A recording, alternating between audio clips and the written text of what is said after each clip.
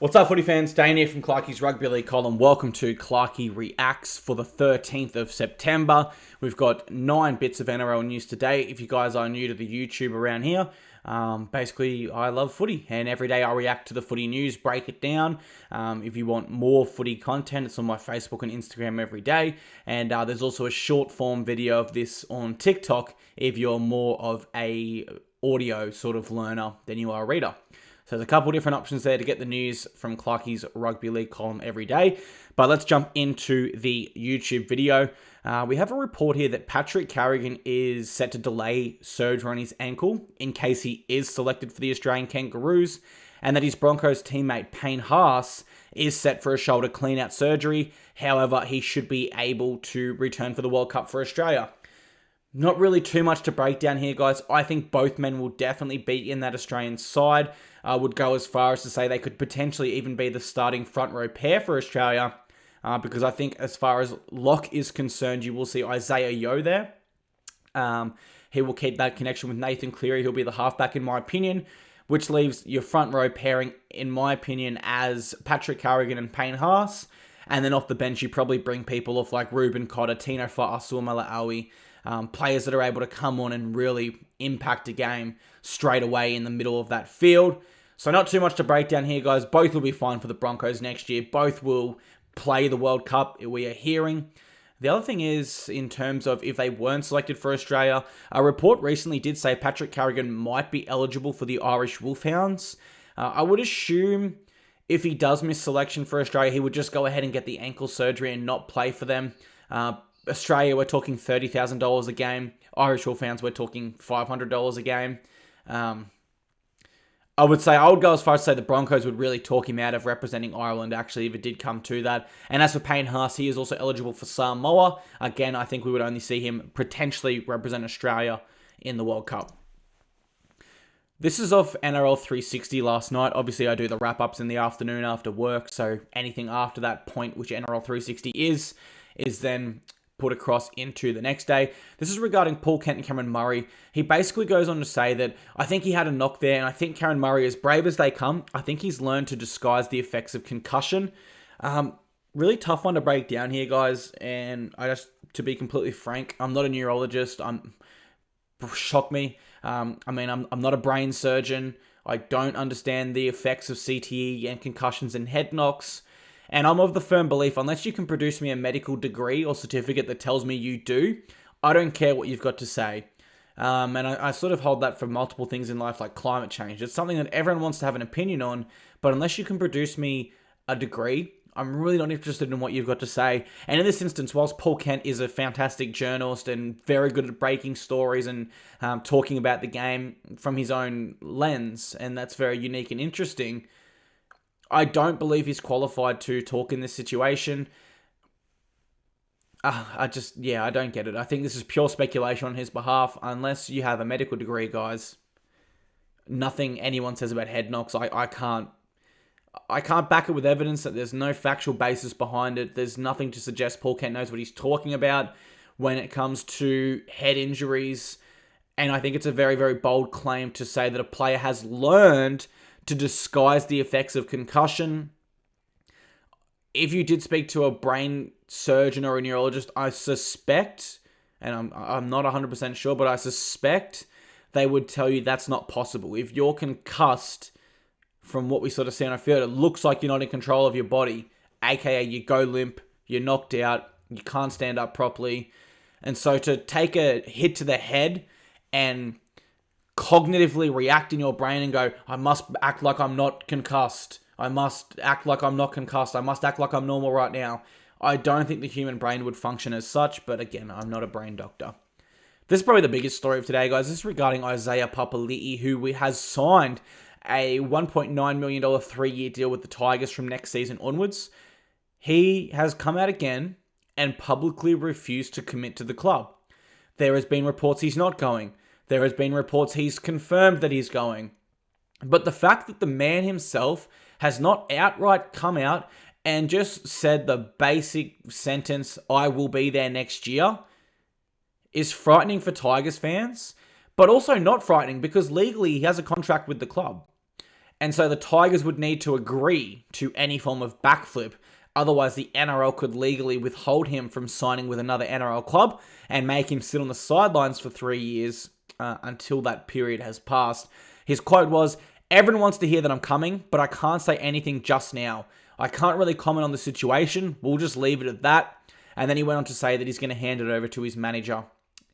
If the Tigers are to get him an Papalii Kotosau next year, they should improve. But if they don't get him, this is so disappointing. I mean, they lost Luciano Leilua, they lost Kelma Tuolangi, and they lost Luke Garner. 3 very good back rowers. Now, they lost all 3 of those to get Papali'i to the club. If he does come out and backflip right now, it puts the Tigers in a really, really hard spot. They've diminished their depth at back row, gotten rid of a good youngster in Kelma Tuolangi, who is showing great promise for someone who might not be there at the club next year.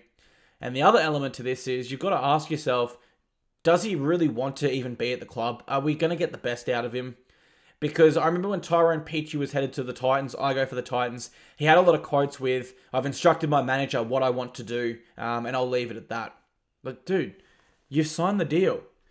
You cannot just instruct your manager to get you a backflip. And I knew from the start, and keep in mind, when Tyrone Peachey signed with us, he was a rep player playing for the Blues. And we were told he's going to start in the centres of the Titans and go to the next level.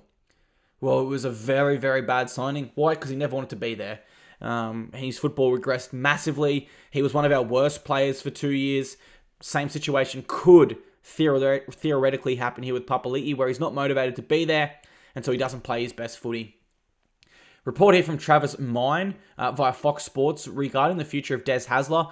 This was a friend or a source that told him that Des is basically reportedly considering, if the Seagulls do not guarantee him the 2024 season, aka if we were to sack you, we pay you out, aka you are our coach that year, and they only say 2023 is all we can guarantee at this point, he might even walk out on the club immediately, which would leave the Seagulls scrambling for a new head coach next year.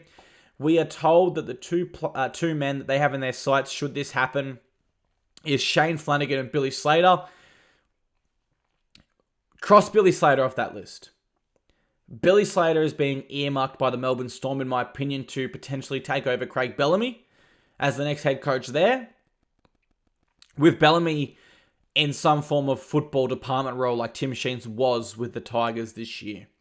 So at least Shane Flanagan. I'll leave it to you whether that's an upgrade or a downgrade compared to Des Hasler. If I was the Seagulls, I would be guaranteeing Des 2023, and if I could contractually have him agree to some clauses for 2024, I would definitely insert that in the contract, aka we must make finals or you're at risk of being sacked without payout. Because Des Hasler was very passionate against the Seagulls. He is a confident coach. He would back his ability as a coach given his success and premierships that he's won. So if he is the real deal, I can't see why he wouldn't accept these clauses. But then again, how unfortunate would it be if, let's say, Tom Trbojevic got injured again? He's like, oh my God, I've signed this clause. There goes my career. So we just don't know. But I don't think Manly are going to play finals next year at this rate with just how much negativity is surrounding the club at the moment. If they can really block it out, Josh Schuster can fire at 6 alongside DCE, and Tom Trbojevic is able to stay healthy for the whole year. I must admit it would be very hard to sit here and tell you they're going to miss the 8, and I'm not going to make any predictions just yet, but just where my head's at the moment now, I could definitely see a world where they could miss the 8. There's just so much negativity surrounding Manly at the moment. Have a report here via Fatima Cadeau from the Daily Telegraph regarding Latrell Mitchell. Now, he's come out and said that the Rabbitohs weren't to blame for laying down for penalties, and they weren't milking it at all. Did we watch the same game? Do you vividly remember, like I do, Latrell Mitchell copping slight contact to the head, getting to his knee, looking at the referee, waiting for a penalty? Okay, no penalty? Okay, I'll just sit here. Game gets stopped. Bunker, who set, as someone commented on YouTube yesterday, the Bunker set a stupid precedent with the Victor Radley sin bin. You know, if you're going to sin bin someone for a love tap, then you've got to at least penalise soft contact to the head. I love Latrell Mitchell, but I thought he milked that penalty. And I believe it was on 2 occasions. Maybe more. Not from him specifically, but the South Sydney Rabbitohs as a whole and the Sydney Roosters as well, they were all definitely lying down and milking penalties. The game went for over 2 hours. It kicked off at 4 o'clock and it didn't wrap up till like 6:15. It was probably the longest NRL game of all time due to all the stoppages from the referees stopping the game and letting the bunker intervene to give these penalties. And so Latrell Mitchell's thrown out the excuse, oh, it was the bunker. But we have to be realistic here. And it's no knock on the players because you do everything you can to win a game of rugby league, especially when it's professional league, and especially when it's knockout elimination finals. But my belief is that the South Sydney Rabbitohs and the Sydney Roosters were lying down for penalties. I suspect a lot of you would agree with my assessment there. And I can't see too many of you disagreeing. I mean, I thought it was pretty clean cut, dry, cut and paste, whatever you like to say there. Paul Gallen. Now, this was at the press conference today. Him and Justin Hodges had to be separated by Matty Rose there from No Limit. They almost come to blows. This one's really starting to pick up. I see a lot of people hating on this fight online, and they say, oh, this isn't Aussie boxing. I know Aussie boxing, and this isn't real Aussie boxing. Well, when I post about Aussie boxers on my sports page, and this was Jason Maloney, a former world champion and multiple title challenger. It was the least interacted post that year. When I posted about Justin Hodges beating Nathan Ross, it received 14 times the interaction of the real boxers. If you want real boxers, support real boxers. And if you want real boxers, tune into this card. Because No Limit are trying to build up these Aussie boxing stars for us to consume. But if they tell you there's a great young prospect on the card and you should buy it for $60, you're not going to buy it. If they tell you there's an entertaining main event where a New South Wales great is fighting two former Queensland Maroons in something that hasn't been done before in Australian boxing in over 100 years, you're more inclined to purchase it, which means you will then, if you tune in for the whole card, get to see the, what you would say, real Aussie boxers, and then you know who they are for the future. And so I don't understand the criticism of this card. Because at the end of the day, let's say you absolutely detest the main event and you hate it so much, there's still 9 or 8 other what you would consider real boxing fights on the card. And it's sort of that thing on social media where everyone, it's like people love to be sheep and just follow whatever's popular at the time. If one person comments, oh, my team was robbed, 100 people will feel safety in numbers and feel like they might get some likes on their comment and comment the same. It is such a beta male move, and it's done by everyone all over the internet. It's not like exclusive to the rugby league community. It's done everywhere across the world in the internet. But yeah, all I can say about this card, guys, the main event is purely for entertainment, and the rest of the card has some great Aussie boxers on it, which I'm really, really excited for. I am going to the card myself, so if you do see me there, make sure you say g'day, and we will grab a beer. Tom Burgess, guys, I sort of gave all my reaction I could to this yesterday, where he's been suspended 2 games. I thought he would accept that early guilty plea. He has done as such. He won't play again unless Souths make the grand final. To make the grand final, they would need to beat the Sharks this week. And then, is it beat Penrith? Yeah, then they would need to beat Penrith in a preliminary final. It's not happening, so Tom Burgess' season is over. I can't really react to it too much, and I just can't see anyone getting past the Penrith Panthers. So Tom Burgess will serve 1 game of that next year, it would seem, or for England in the World Cup, rather. And what made me think of that? Well, this story right here. So Jared Waerea-Hargreaves is reportedly set to play for New Zealand Kiwis in the World Cup. He will be suspended for the first 3 games, which is within their draw. And then he would return for the knockout stages. Again, I can't really react to this too much further than what I said yesterday, that it's not really a bad thing. It's a little bit of an extra break for him after a big NRL season. He will still be training around the whole team. He will return fully fit, ready to fight in the finals. I think we'll see him come off the bench. I think you'll find the starting props will be Jesse Bromwich and James Fisher-Harris.